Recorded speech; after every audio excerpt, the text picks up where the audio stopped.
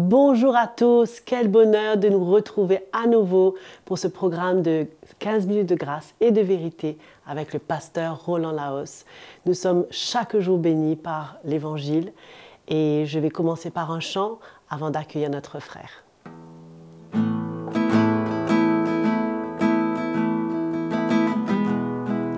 Ton nom est si merveilleux, Jésus. Ton nom est si merveilleux, Jésus. Ton nom est si merveilleux, ton nom est si merveilleux, ton nom est si merveilleux, Jésus. Ton nom est si merveilleux, ton nom est si merveilleux, ton nom est si merveilleux, Jésus. How excellent is your name, Jesus. How excellent is your name, Jesus. How excellent is your name. How excellent is your name. How excellent is your name, Jesus. How excellent is your name. How excellent is your name. How excellent is your name, Jesus. How excellent is your name. How excellent is your name. How excellent is your name, Jesus. How excellent is your name. How excellent is your name. How excellent is your name, Jesus. Quel nom tellement merveilleux. Nous allons maintenant accueillir notre frère Roland Laos. Bonjour à tous. Merci beaucoup pour votre fidélité au programme. Et aussi Joël, merci beaucoup pour ce moment de louange que nous apprécions tous. C'est toujours le programme sur l'Église et je vais parler aujourd'hui sur l'autorité et la soumission. Si vous voulez bien tourner avec moi dans Romains chapitre 13, versets 1er et 2, qui parle de l'origine, de la source de l'autorité. Et ça parle en général, l'autorité, pas seulement dans l'Église, mais en général. Que toute personne soit soumise aux autorités supérieures, car il n'y a pas d'autorité qui ne vienne de Dieu, et les autorités qui existent ont été instituées par Dieu. C'est-à-dire le principe d'autorité, quelle que soit la sorte et quelles que soient les sphères de la vie. Ça peut être au gouvernement, ça peut être au travail, à l'école, dans toutes les sphères, même dans une entreprise. Si quelqu'un ouvre une entreprise, il se met dans une place de l'autorité afin d'exercer cette position. Et automatiquement, cette chaîne de soumission suit. C'est pourquoi celui qui s'oppose à l'autorité résiste à l'ordre de Dieu, et ceux qui résistent attireront une condamnation sur eux-mêmes. Alors nous voyons là qu'il y a résistance. D'où vient cette résistance? Ça vient de la nature de l'homme, la nature rebelle et indépendante de l'homme qui l'emmène à résister à l'ordre d'autorité de Dieu, quelle que soit la sphère dans laquelle il se trouve. Alors, nous voyons que dans Éphésiens chapitre 2, nous pouvons lire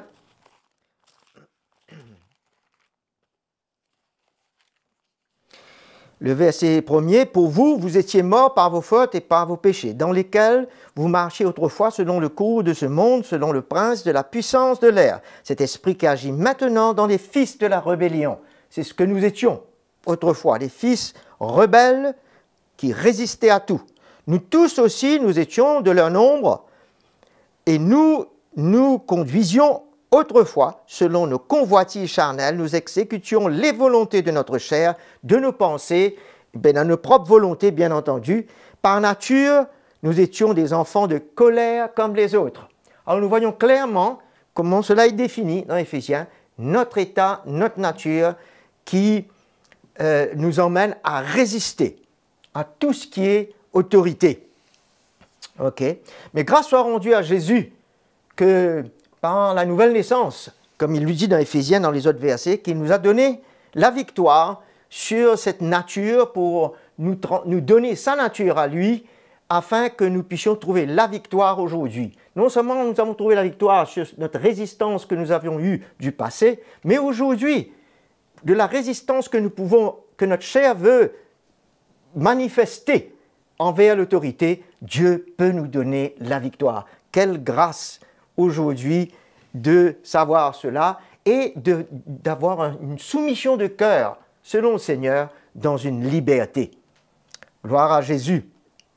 Nous voyons que l'indépendance et la soumission sont deux attitudes de cœur.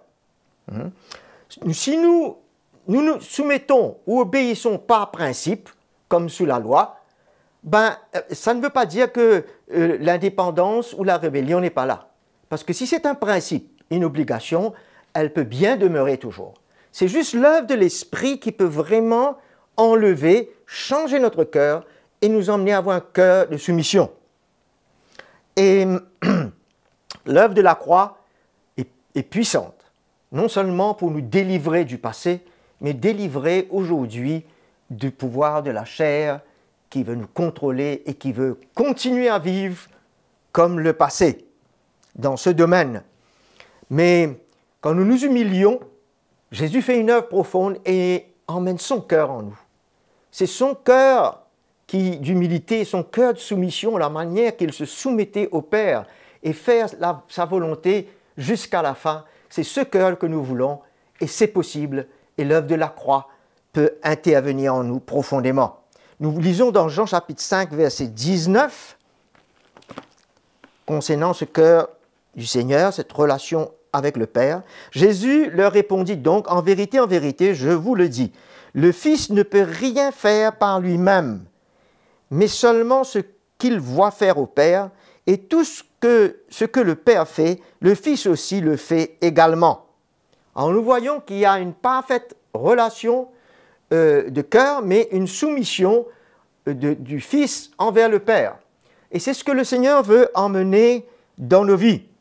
Dans Hébreux chapitre 5, verset 8, parlant de Jésus, il est dit, bien qu'il fût fils, il a appris l'obéissance, la soumission, par les choses qu'il a souffert. Nous voyons dedans, il y a apprendre, il y a un chemin pour apprendre. C'est comme Paul apprenait pour être libre dans le manquement ou dans l'abondance. Mais là, c'est dans la soumission et l'obéissance. Et Jésus a appris cela par les choses qu'il a souffert. Il semblerait qu'il y ait une souffrance, qu'il y ait une mort qui vient pour que cette œuvre de soumission arrive dans nos cœurs. Ça nous coûte quelque chose, une mort à notre indépendance, à notre insoumission, à notre rébellion. La soumission, avant tout, doit être envers Dieu. Parce que la rébellion est envers Dieu, avant l'homme, envers son autorité. C'est pour cela que Dieu traite nos cœurs, et c'est pour cela que nous voyons dans 2 Corinthiens 8, 5, parlant des Macédoniens, nous voyons que la parole nous dit qu'ils furent soumis à Dieu, ils se donnèrent à Dieu avant tout, ensuite à nous, les apôtres. Afin de pouvoir se soumettre au plan de Dieu, nous devons nous donner avant tout. Quelque chose doit se passer dans nos cœurs envers Dieu, qui est la puissance même, l'autorité même au-dessus de tout. Okay? Alors, c'est une œuvre profonde que le Seigneur veut faire dans nos cœurs.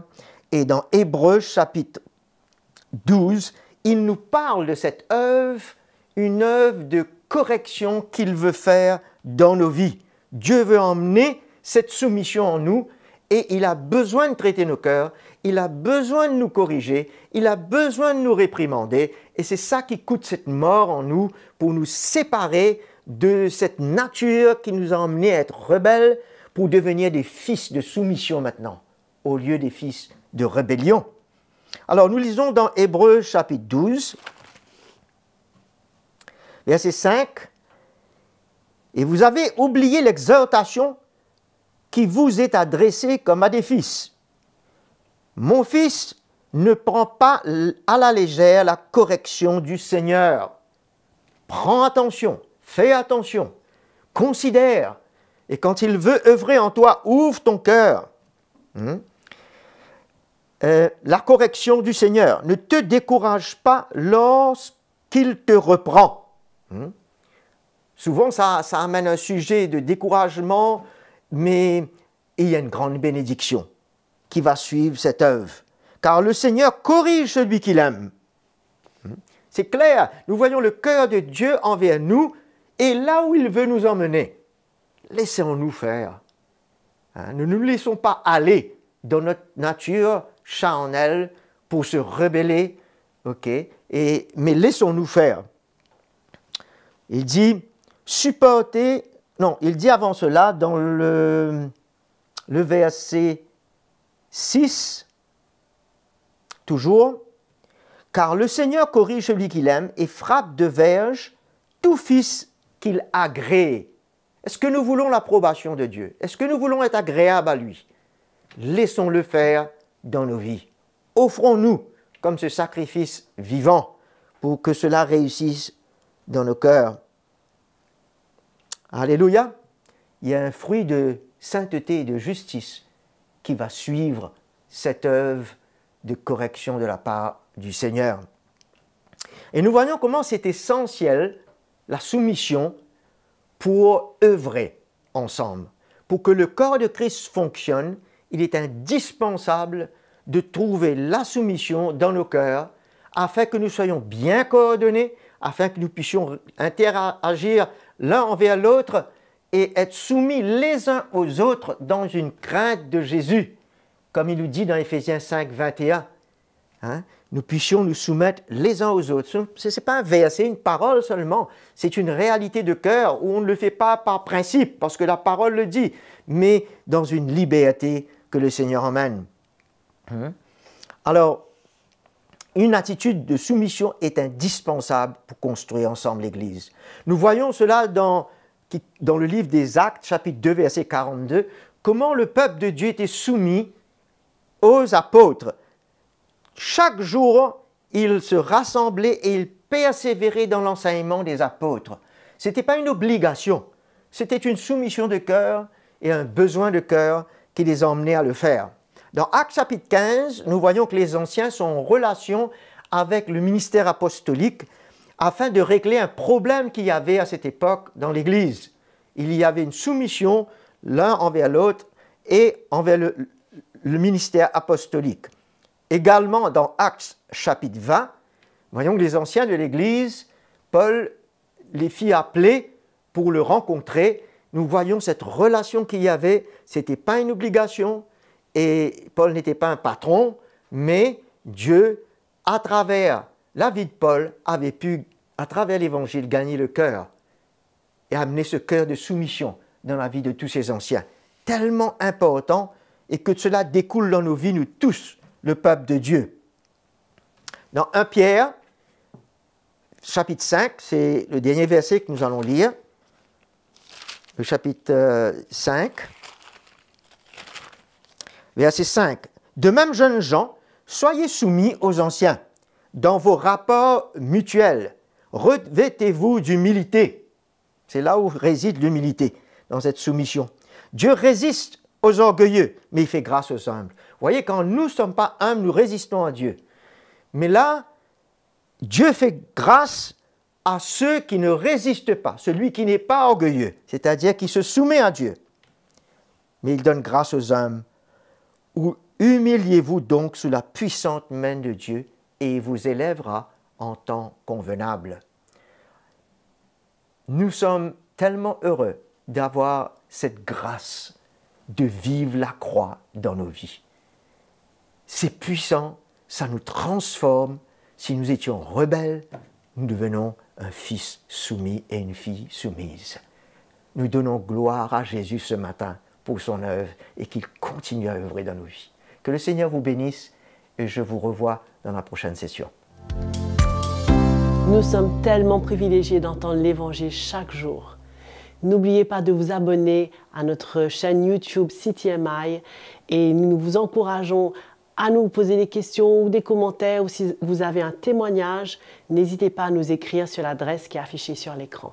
Merci tellement de votre fidélité et on se revoit très prochainement.